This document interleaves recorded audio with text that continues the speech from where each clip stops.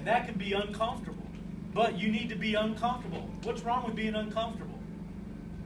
Okay? Don't let your uncomfortableness piss you off or make you resign or make you give up and just say, well, I'll just learn this on my own.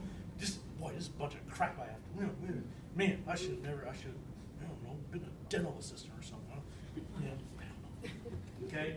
But if you hang in there, I guarantee it's going to be okay. Just don't check out. Okay? If I see someone checking out,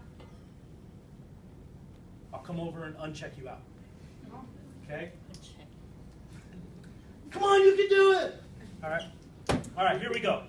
Let's start with the front. This bone right here that we're going to start talking about is called the clavicle. What's its common name known? Collarbone. Collarbone, exactly. It turns out that there's two ends to our clavicle. There is a sternal end and there is an acromion end. Okay, a sternal end and an acromion.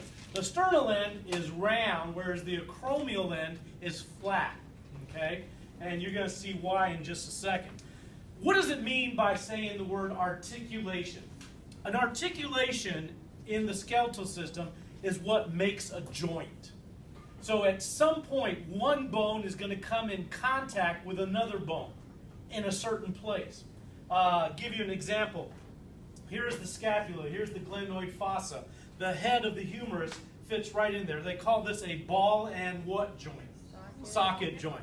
All right, so what we say is the head of the humerus articulates with the glenoid fossa of the scapula.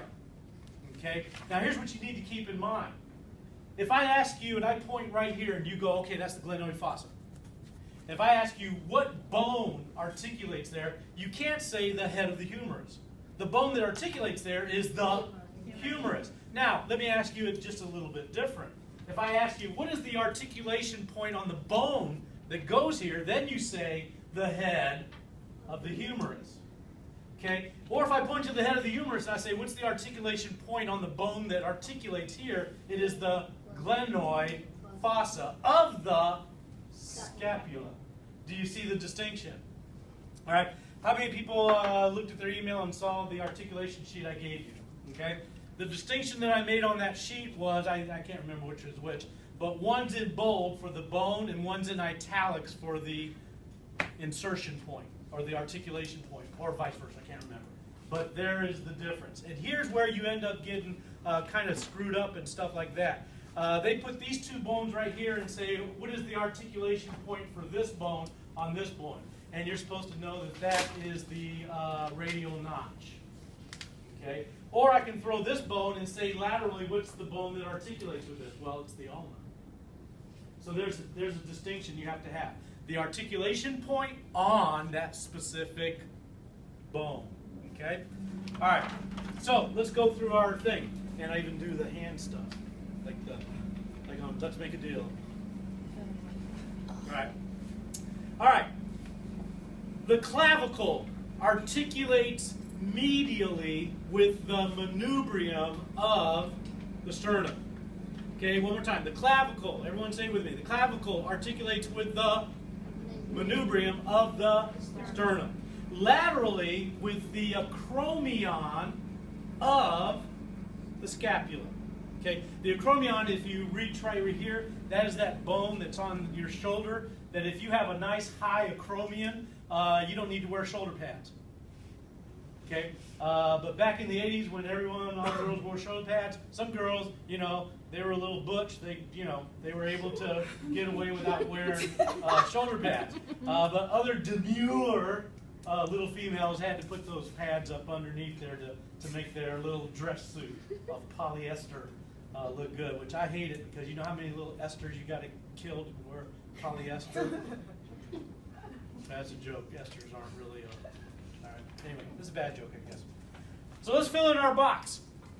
The clavicle articulates medially with the manubrium, M-A-N-U, manubrium, B-R-I-U-M, of the sternum. The clavicle articulates laterally, that is out to the edge, with the acromion, A-C-R-O-M-I-O-N, of the scapula. Okay? So here's your scapula.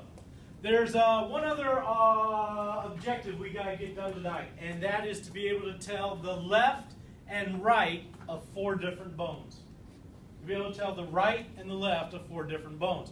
One of the ways that you're going to be able to do that is make sure that you can orient the particular bone with its superior end being up and its inferior end pointing down, or the proximal end up and the distal end down. Okay? The way the scapula works, it's kind of like the continent of South America. See that? And this part right down here is pointing to the bottom. Okay, so the spine, this thing that you can hold on to right here, that's got to be superior. Now, the glenoid fossa has to be pointing where? In or out? It needs to be pointing out. Because, see, this is what's going to be on the outside. So if you were to stand up here, face the board for me real quick, you can be my little model. No pun intended for little. All right. If I put her scapula right here, you can see right away that the humerus doesn't go in the middle of her spine. So by moving the scapula over here, and then I put the humerus there, you can see that this must be a what scapula? A left scapula. Now, let me show you how the right one would go. The right one goes just like that. Okay, so if you put this down like this, unfortunately, since you can't pick these up, you got to kind of go like this. No. Yeah, that's it. Okay, so you just have to match your anatomy up to it sitting down right there. So remember, the glenoid fossa has to be pointing out, and this median line right here, what structure is in between here? This is the vertebral column. So if I turn this around, you'll see exactly what I'm talking about. Okay? So flat edge right here, and this is the middle of the back right here. Okay? And the acromion is another way to show that the acromion should be pointing out on the edge. Okay? All right. This right here, a fossa is a what? What's a fossa? No, what's a fossa? It's an articulation point. No. Indentation. That's close enough. Okay. It's a depression. Okay, a fossa is kind of like a depression. And so this fossa right here goes with this part of the bone. It's a ball and socket joint. All right. So here's what we say. The clavicle articulates medially with the manubrium of the sternum, laterally with the acromion of the scapula. It is the glenoid fossa that articulates with the head of the humerus. Okay?